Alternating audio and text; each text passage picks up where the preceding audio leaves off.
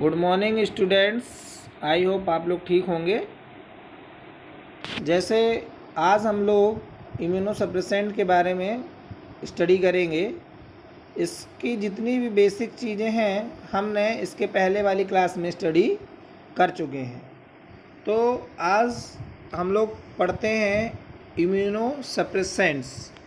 तो इम्यूनोसप्रेसेंट्स नाम से ही स्पष्ट है जैसे कि इम्यून को सप्रेस करना, ये इम्यून को जो ड्रग सप्रेस करती है उसको हम लोग सप्रेसेंट कहते हैं। तो हम इसको डिफाइन कैसे कर सकते हैं? They drug that suppress the immune response, मतलब ऐसी ड्रग जो इम्यून रिस्पॉन्स को सप्रेस करे। They inhibit cell mediated immunity or both, मतलब ये ड्रग जो कि cell mediated and humoral immunity को या बोथ दोनों इम्यूनिटी को सप्रेस करे, तो हम इसे क्या बोलते हैं? Immuno suppressants. अब देखिए इसका यूज क्या होता है। मेनली यूज होता है auto immune disease and organ transplantation में। समझ में आ रहा है स्टूडेंट आप लोगों को? अब देखिए, अब हम लोग इसमें क्लासिफिकेशन करते हैं। अब हम लोग आगे बढ़ते हैं क्लासिफिकेशन की ओर। तो पहला हम इसे क्लासीफाई करते हैं कैल्सीन्यूरिन इनहिबिटर। क्या मैंने बोला आपको? Calcineurin inhibitor. इसमें कौन कौन सी ड्रग आती हैं? Cyclosporine and tacrolimus. तो स्पेसिफिक हमें केवल साइक्लोस्पोरिन के बारे में ही पढ़ना है। अभी मैं आपको आगे बताऊंगा कैल्सीन्यूरिन क्या होता है। आप लोगों को शायद ये ना पता हो कैल्सीन्यूरिन क्या होता है, तभी जब आपको पता हो तभी तो आप इसके इनहिबिटर के बारे में पढ़ेंगे। अब दूसरा या सेकंड क्लासिफिकेशन हम लोग देखते हैं एंटी प्लोरीफेरेटिव एंड साइटोटॉक्सिक एजेंट। इसमें कौन कौन सी ड्रग आती है? एजाथियोप्राइन, मिथोट्रैक्सेट, साइक्लोफॉस्फामाइड। ठीक है। अब थर्ड वन इज हम लोग देखते हैं एमटोर। इसका फुल फॉर्म क्या होता है? Mammalian target of rapamycin inhibitors. इसमें कौन कौन सी ड्रग हम लोग पढ़ेंगे?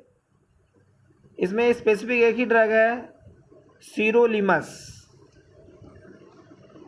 And next fourth one is glucocorticoids. देखिए ग्लूकोकॉर्टिकॉइड्स हम लोगों ने कई बार पढ़ा है। इसमें स्टेरॉइड्स यूज होते हैं जैसे प्रिडनिसोलोन, मिथाइल प्रिडनिसोलोन्स। इसके बारे में भी हम लोग आगे पढ़ेंगे। And fifth one is biologics. इसमें क्या क्या देखते हैं? इसको हमने डिवाइड 3 कैटेगरी में किया। TNF अल्फा इनहिबिटर, इसमें 2 ड्रग पढ़ते हैं, एटानेरेसेप्ट एंड दूसरा infliximab. And second B form में देखते हैं IL-1 इंटरलिकॉन 1 में इनहिबिटर में anakinra. Third one is C group में देखते हैं हम लोग एंटीबॉडीज में हम लोग क्या क्या देखेंगे? Antithymocytes and anti lymphocytes antibodies, muromonab CD3। तो ये तो हमारा क्लासिफिकेशन कंप्लीट हो गया। एंड अब हम लोग आगे बढ़ते हैं। अब मोड ऑफ एक्शन पढ़ेंगे, फार्माकोकाइनेटिक देखेंगे, यूज देखेंगे, एडवर्स इफेक्ट देखेंगे। तो फर्स्ट वन इज, जैसे हमने क्लासिफिकेशन देखा था, कैल्सीन्यूरिन इनहिबिटर। अब सबसे पहले आपको ये पता होना चाहिए कैल्सीन्यूरिन है क्या चीज़। तो मैं आपको बताऊं या बताना चाहता हूं, जैसे कैल्सीन्यूरिन, देखिए it is a calcium and calmodulin dependent serine threonine protein phosphate, ये एक प्रकार का प्रोटीन फॉस्फेट होता है। And it is also known as protein phosphate 3 calcium dependent serine threonine phosphate. कुल मिला के कहने का मतलब ये है कि एक प्रोटीन फॉस्फेट होता है और इसका काम क्या होता है, it is sorry it activate nuclear factor of activated T cell cyclophosphamide, मतलब ये एक्टिवेट करता है किसे, NFATC, जिसका फुल फॉर्म होता है nuclear factor of activated T cell cytoplasmic and transcription factor by dephosphorylation. समझ में आ गया आपको। And calcineurin induce transcription factor, transcription factor कौन सा, NFATC, एंड जो कि that are important in the transcription of IL-2 gene, interleukin 2 gene को ट्रांसक्रिप्शन को भी इंड्यूस करता है। ठीक है, समझ में आया आपको। अब हम पढ़ते हैं इसमें कैल्सिन्यूरियन इनहिबिटर। देखिए इसमें हम लोग जो ड्रग पढ़ेंगे साइक्लोस्पोरिन, साइक्लोस्पोरिन ड्रग के बारे में पढ़ते हैं हम लोग, जो कि कैल्सिन्यूरिन इनहिबिटर ड्रग है।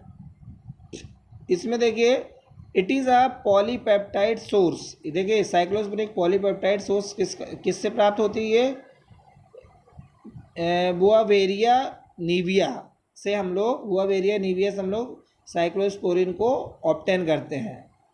देखिए इसमें कैसे काम करती है ड्रग ये, it is enter the target cell then bind to cyclophilin मतलब ये किससे बाइंड करती है, साइक्लोफिलिन जो कि एक इंट्रासेलुलर प्रोटीन होता है।